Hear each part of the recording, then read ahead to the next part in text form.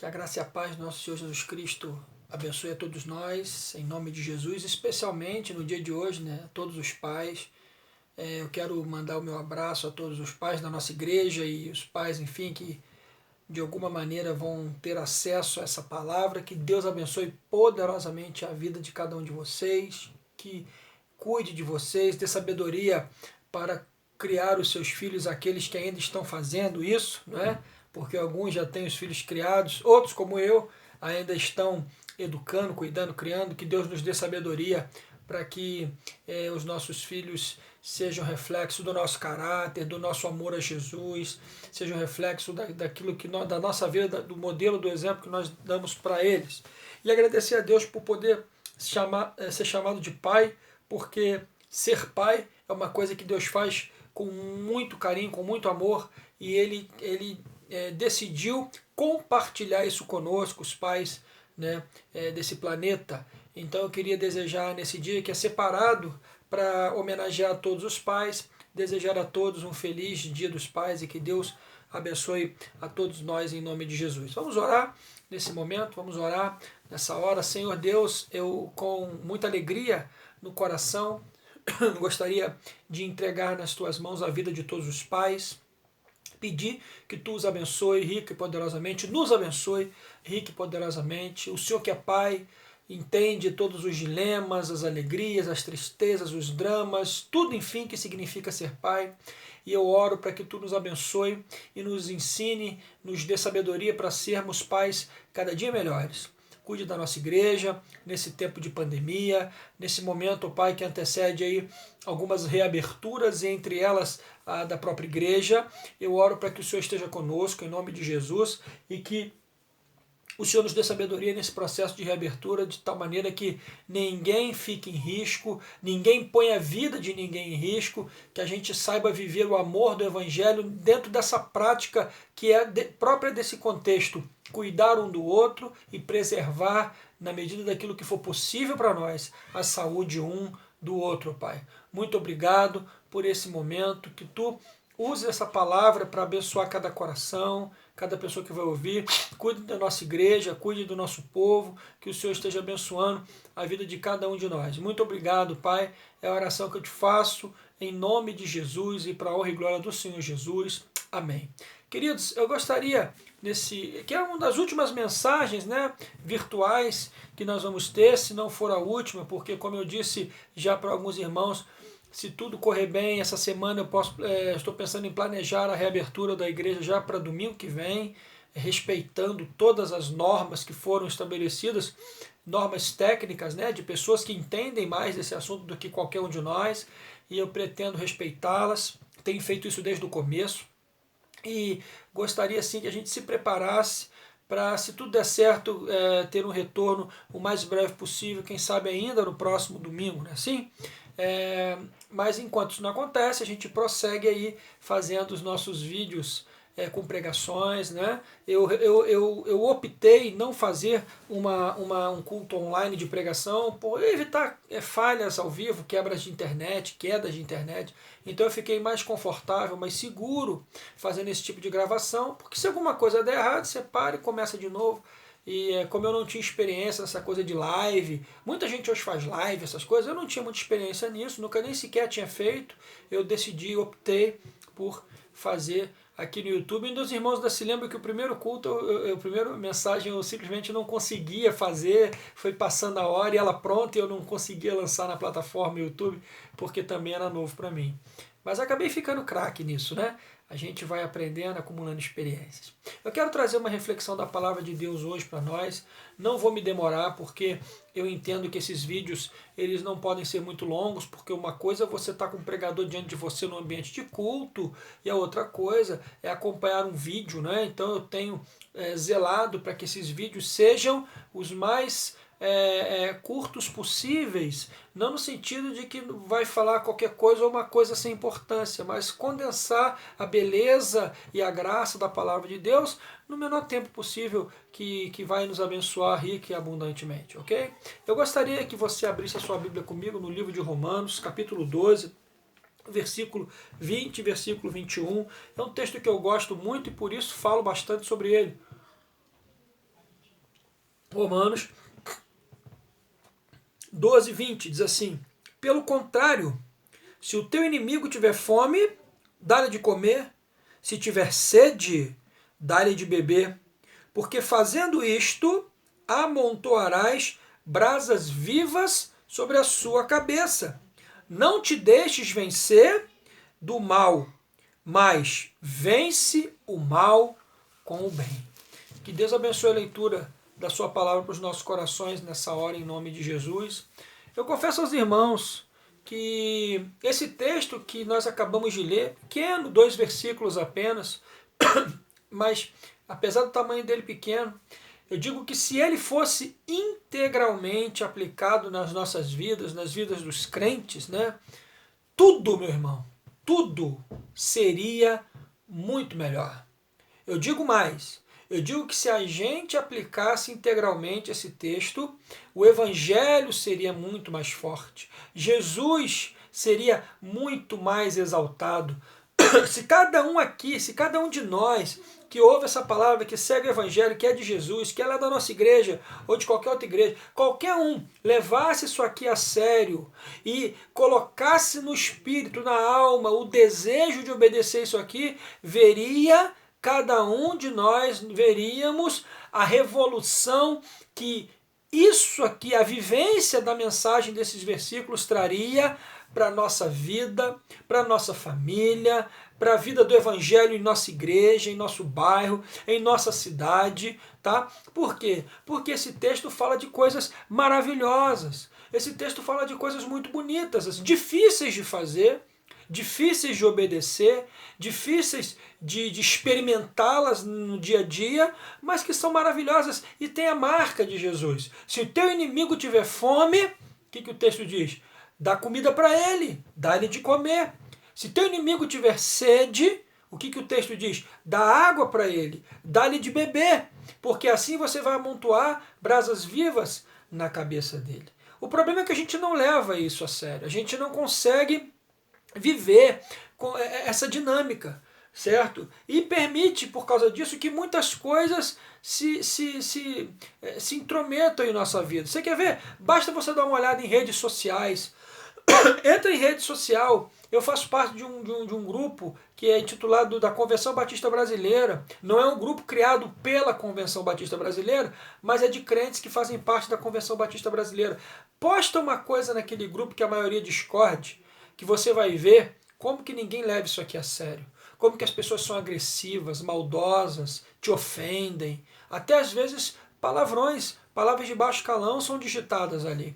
Então assim, as pessoas têm muita dificuldade, sabe, de lidar com isso aqui. E eu vou dizer uma coisa para vocês que eu creio do fundo do coração. Por mais poderoso que Satanás seja, e eu nunca gostei de ser daquele tipo de pastor, aquele tipo de pregador que fica se desfazendo do poder do diabo. Eu sei que o poder do diabo, próximo do poder de Deus, não é nada. É menos do que uma gota d'água no oceano inteiro. Então eu também, por outro lado, eu não sou daqueles que tudo é demônio. Ai, estou morrendo de medo do demônio. Não é isso. Mas eu também não sou daqueles que acham que Satanás não tem poder nenhum. Ele tem poder.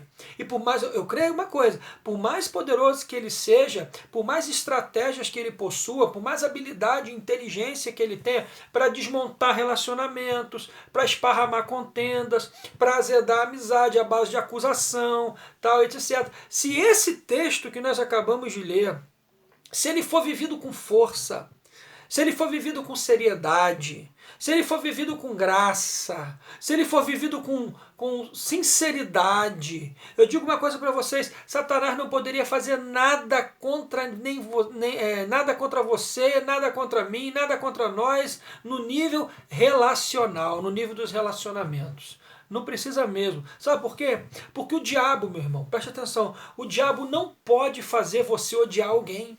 Ele não pode fazer. Sabe? O que esse texto diz aqui me dá base para isso. O diabo não pode me fazer odiar alguém que você decidiu amar. Se você decidiu amar alguém, o diabo não consegue te fazer odiá-lo. O diabo não pode obrigar você a espalhar aquilo que você decidiu juntar.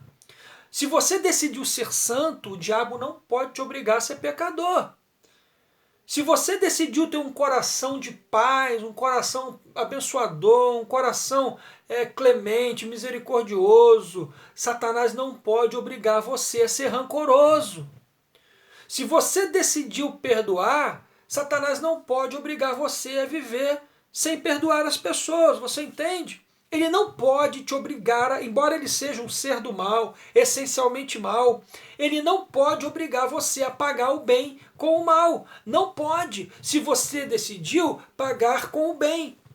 Ele não pode te obrigar também a pagar o mal com o mal, se você decidiu pagar o mal com o bem.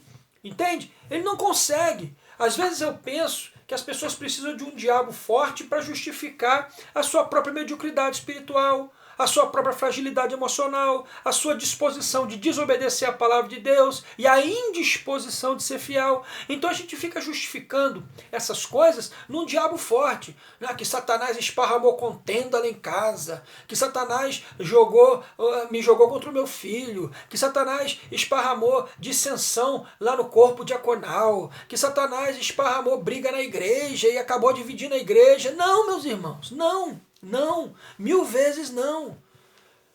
Satanás não tem poder de fazer você executar tarefas que você não quer executar, de sentir coisas que você decidiu que não vai sentir, certo? Ele não tem poder de jogar um contra o outro se você não quer ir contra o outro. Ele não tem poder de fazer você ter ódio de alguém se você decidiu que não vai odiar. Ele não tem poder de esparramar contenda no interior de uma igreja que decidiu andar em comunhão. Então o que esse texto diz é o seguinte, gente, não pague de maneira nenhuma mal com mal e nem bem com mal. Não pode. Você tem que pagar o bem com o bem e também pagar o mal com o bem, porque pagar bem com o bem é fácil. Todo mundo faz, mas o desafio do texto é pagar o mal com o bem. E se você decidiu semear bem aonde as pessoas estão semeando mal, nem o diabo pode te obrigar a mudar esse bem para mal. Você entende isso? Então, você colocou no teu coração, tem aquela pessoa que te maltratou, que te fez mal a você, que foi injusto com você, e aí você tem a opção de odiá-lo, de nutrir rancor contra ele, de nutrir ódio contra ele, mágoa contra ele, e aí você vai fazer isso se você quiser.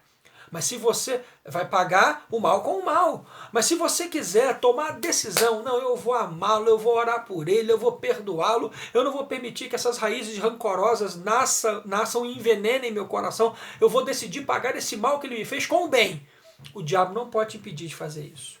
Ele não pode e ele não vai impedir você de fazer isso, certo? Por quê? Porque, olha, nós não podemos, um ponto que eu gostaria de destacar nessa reflexão, como eu disse, vai ser breve. Por que eu posso dizer isso? Porque esse texto diz que nós não podemos, em hipótese alguma, nos deixar vencer pelo mal. É o que diz o verso 20. Pelo contrário, se teu inimigo tiver fome, dá-lhe de comer. Se teu inimigo tiver sede, dá-lhe de beber. Então o que ele está dizendo, olha, é isso. Então se deixar vencer pelo mal, no contexto desse texto que eu acabei de ler, é o seguinte, se teu inimigo tiver fome, deixa ele com fome, deixa ele passar fome, não dá nada para ele, deixa o teu armário abarrotado de comida em casa, tá estragando, mas não entrega nada para ele, porque ele é teu inimigo. É a tua vez de comemorar a bancarrota, a queda dele. Ele merece, ele é teu inimigo. Isso é se deixar vencer pelo mal. Não é isso que o texto diz. O texto diz o quê? Se ele tiver fome, vai lá no teu armário, pega lá do quilo que é teu, mexe na tua carteira, faz uma compra, dá comida para ele, ajuda ele, sustenta ele. E o texto diz assim, vai amontoar brasas vivas na cabeça dele. Aí diz assim, se ele tiver sede, dá água para ele, mata a sede dele, permita que ele seja dessedentado pela tua ação de graça e misericórdia. E fazendo isso, você vai amontoar a brasa viva na cabeça dele. O que significa amontoar a brasa viva na cabeça dele? É que ele vai ficar pensando assim, eu fiz tanto mal para aquela pessoa, eu tratei tanto mal, eu falei mal dele, eu prejudiquei quanto pude agora, quando eu tive dificuldade. Ele foi o único que estendeu a mão para mim. Eu agora fiquei confuso. Se fosse eu no lugar dele, eu acabava de chutar o cachorro morto, mas ele não. Ele estendeu a mão para mim, ele me ajudou, ele me abençoou, ele me trouxe comida, ele me trouxe água, ele me amou quando eu o odiei, eu fiz mal a ele, ele me pagou com bem. Isso vai ficar na cabeça da pessoa, isso vai ser amontoar a tal da brasa viva na cabeça dele. Ele vai botar a cabeça no travesseiro do outro, não vai dormir. Vai ficar pensando, meu Deus, como eu fui injusto, como eu fui malvado, como eu fui cego. Olha como que ele é bondoso, olha como ele é cheio de Deus, olha como ele é cheio da graça de Deus, sabe? E isso vai ser um testemunho vivo do poder do Evangelho na sua vida e vai impactar a vida dele. Então, a proposta de Jesus é a seguinte: nunca, jamais na sua vida se deixe vencer pelo mal.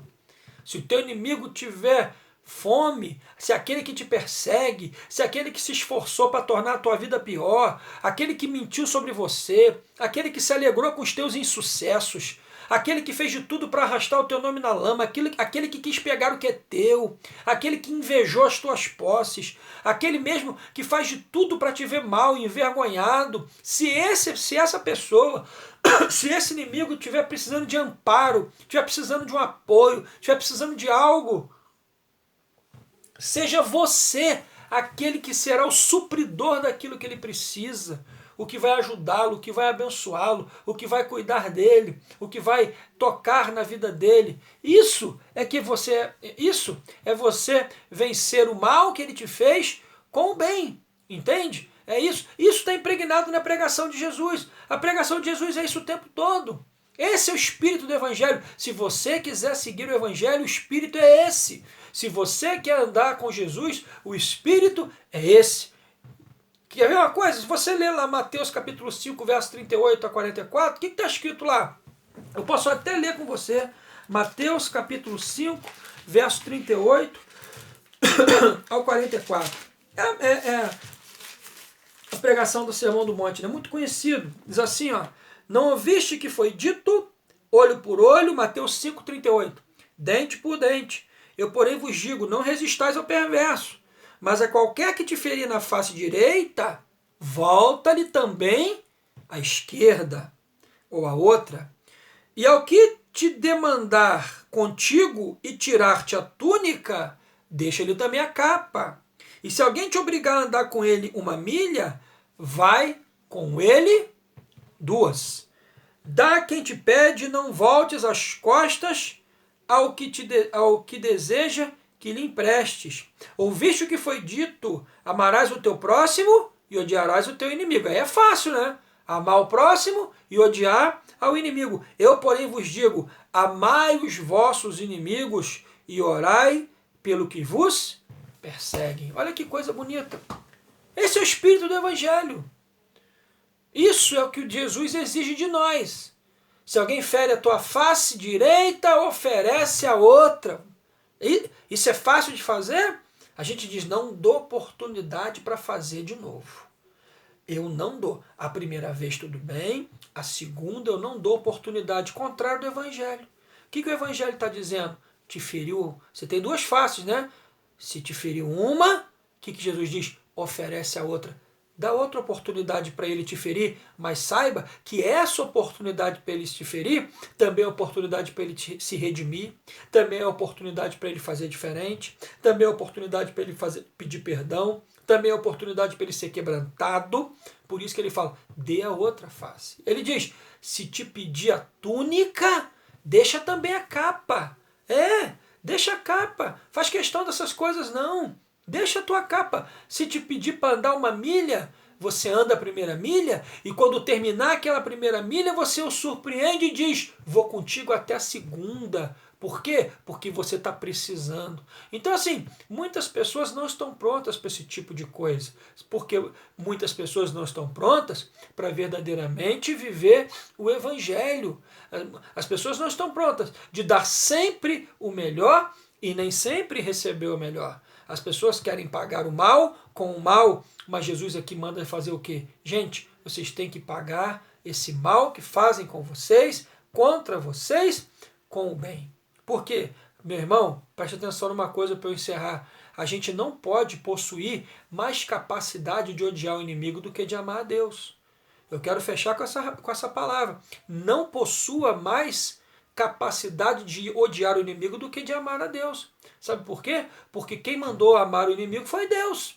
Então, às vezes, a gente tem mais capacidade, a nossa força para amar o inimigo é maior do que a nossa força para obedecer. A nossa força para odiar o inimigo é maior do que a nossa força para obedecer a Deus. Porque entre obedecer a Deus e deixar de odiar o inimigo, a gente desobedece a Deus e continua odiando ao inimigo. Mas a Bíblia diz que a força maior deve ser o amor que nos leva à obediência a Deus. Ele me mandou amar.